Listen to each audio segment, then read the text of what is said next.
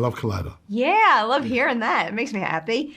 I hope you still like it after my first question, because I'm starting with a big one, because I love talking about the idea of going from first feature to second feature, because I feel like there's a lot of misunderstandings out there in terms of it not necessarily being easier to get your second feature off the ground. So two-parter on that. What is a misconception about getting the green light on your second film after your first film soars? But then also, what is something about The Harder They Fall that helped you get the Book of Clarence made and made the way you wanted? Okay, so the first film took 15 years to make, minimum 15 years, right? The second film took about 6 minutes to get housed because the first film was so successful. So the second film was just an easier, like people were expecting it and you have a name placed. But then also, you know, you need people that understand your brand of art or your brand of crazy or your brand of expression. And we had that with Legendary. And so it was really easy to get made. What I would say about The Harder They Fall, which was different than the Book of Clarence, is the day before we started filming The Harder They Fall, I remember I've been trying to make this movie for 15 years or over, and the day before we started filming, the whole world shut down with this new worldwide pandemic called the coronavirus.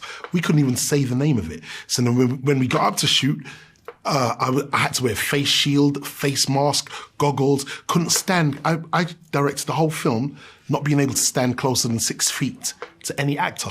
It was absolute craziness, whereas I didn't have that on this movie. I had pure, unadulterated freedom, as Omar Sy says in this movie, which is a throwback to Mel Gibson in Braveheart.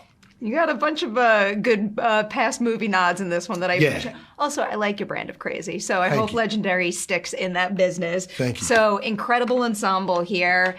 Which role would you say was the easiest to cast, where like the right person magically appeared to you, but then I also want to know the most difficult character to find the perfect fit for? Okay, you know, it's crazy because all of these roles would have been super hard to cast, but I started casting it when I was making The Harder They Fall.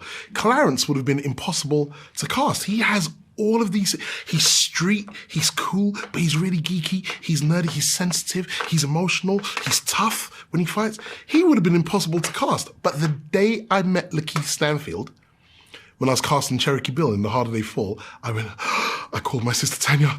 I have Clarence. I found him. Tanya, it's that guy, Lakeith. He's all of the things as soon as we spoke in real life. And then his right-hand man, RJ Kyler. I knew I had them both when I was making The Harder They Fall. Obviously, the world didn't know I had this other movie called The Book of Clarence coming up, even though I nod to it in that film. So they would have been the two hardest, but I found them earlier. And then I think Barabbas. So perfect. He is amazing. Omar Sy. I remember when he first got to Matera where we shot, I called my mum and I said, Mummy, I've been arrested. She was like, what? I said, I've been arrested. The police are after me. No, son, what's happened? I went, it's okay, Mummy. I have someone that's going to bail me out. She went, who? I turned the camera around. Lupin! And my mum was like, oh my God, Lupin, we love you, Lupin. And he would have been a super hard person to cast. But as soon as I set my sights on him, I've always been lucky when it comes to casting people. And you know, he agreed to do it. Yeah. I actually asked him, would you have done this had we not met? He went, no. English is not my first language. It's beautiful, but it's crazy. I had to meet you, know you are crazy. I said, I go on the crazy ride. Again, my kind of crazy. I like awesome. it. So of all of your really ambitious set pieces in this movie, going into filming, which one did you think was going to be the toughest to pull off? And then ultimately, was that really the toughest, or did a different one catch you by surprise? I mean, the set pieces here were really... The chariot race at the beginning, we got some amazing set pieces in this movie. The chariot race at the beginning would have been hard to pull off, and it was hard, but there was just mad surprises, like Tiana Taylor, just like riding her chariot and running. She was awesome. And then Lakeith and RJ, and the way they embraced the horses and the chariot. So while it was a tricky thing to pull off, it was really enjoyable and hard. And then the gladiator fight. I thought it was going to be much harder because I didn't realize, and this was my fault, because Lakeith is so in touch with his emotions, and the movies he's done, you don't realize how much of a physical actor he is. This guy was jumping over. I hope they show the outtakes with me trying to do the same move that he does with my PA, Amanda. But he was jumping, rolling over Omar's back and holding the sword. And they were just super physical guys. So it went much easier. I don't think anything was hard to shoot physically. The things were hard to shoot emotionally, like the crucifixion scenes. They were real hard to shoot, and tear-jerking as we're doing them. Oh, absolutely. Yeah. Those two action set pieces, though, very well photographed. You could just see how like the little details in the inserts amplify those sequences tenfold. Yeah, that's my my guy Rob Hardy, my director of photography.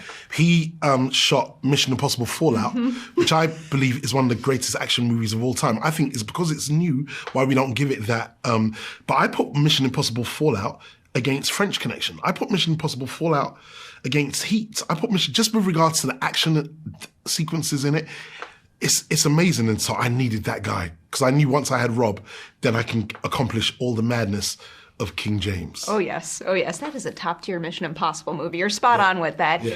Big question, but I love highlighting somebody's promising future. So what is a filmmaking goal you have for yourself that now feels more within reach than ever because the Book of Clarence exists? It's an interesting thing. I don't necessarily have filmmaking goals. I have rules. Obey your crazy. My first movie, I took everyone back 150 years, right? 130 years to the Old West. My second movie, I took everyone back 2,000 years to the New Testament. I'm literally the physical personification of obey your crazy. Every single thought you have in your head and all your ideas, you have those thoughts and ideas for a reason. You're meant to follow them and don't let anyone ceiling your destinations with their own limitations. And so for me, that's who I am as a filmmaker. People think I've made like some big statements now.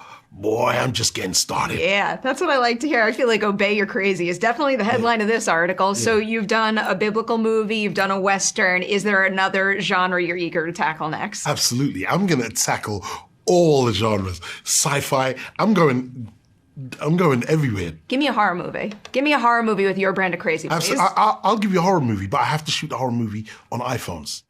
I love the whole thing on iPhones. I've actually got one that I want to do. I could probably shoot it in a break, but I have to shoot it all on iPhones. The iPhones is an amazing device. That era we had of all of those independent filmmakers, Quentin Tarantino, Robert Rodriguez, Edward Burns, when they all came out in the early 90s, I believe if that movement happened now, everyone would be using iPhones.